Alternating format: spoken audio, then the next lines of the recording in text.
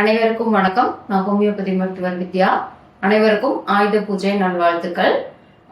இன்று நாம் ஏன் எல்லாத்துக்கும் ரொம்ப ஆன்சைட்டி, அதாவது மனக்கவலை, பதட்டம் ஏன் வருது அப்படின்னு சொல்லிட்டு நம்ம பார்க்கலாம்.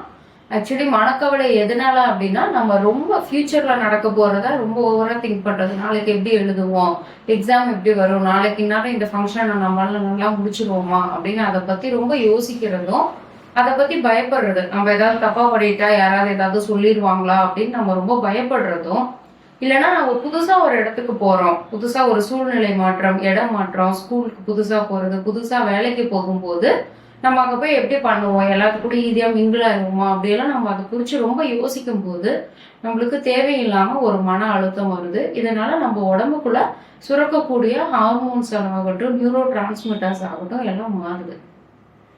அப்ப இது என்ன பண்ணுதுன்னா, நம்ம உடல் உறுப்புகளையும் ரொம்ப அதிகமா பாதிக்குது. இப்ப இதுல இருந்து எப்படி வெளியே வரலாம் அப்படின்னு சொல்லி பாத்தீங்க அப்படின்னா, நம்ம தேவையில்லாம ஃபியூச்சர்ல நடக்க போறத ரொம்ப அதிகமா யோசிக்க கூடாது. இன்னைக்கு என்ன நடக்கிறோமோ இந்த செயல்களை நம்ம பத்தி அதிகமா யோசிக்கணும்.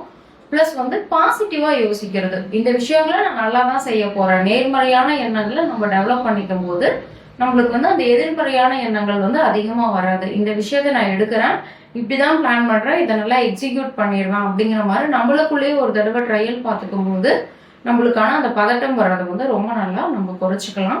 பிளஸ் ஒரு நல்ல ஆழ்ந்த தூக்கம் இருக்கணும். மெடிடேஷன் கொஞ்சம் பண்ணணும். ஒன்னா மூச்சு பயிற்சி பண்ணலாம், இல்லைன்னா தியானம் பண்ணலாம், இல்லைன்னா நம்மளுக்கு பிடிச்ச சாங்ஸை கேட்கலாம். இந்த மாதிரி செய்யும் போது நம்மளுக்கு மனப்பதட்டம் ரொம்ப நல்லா குறைஞ்சிடும். நன்றி, வணக்கம்.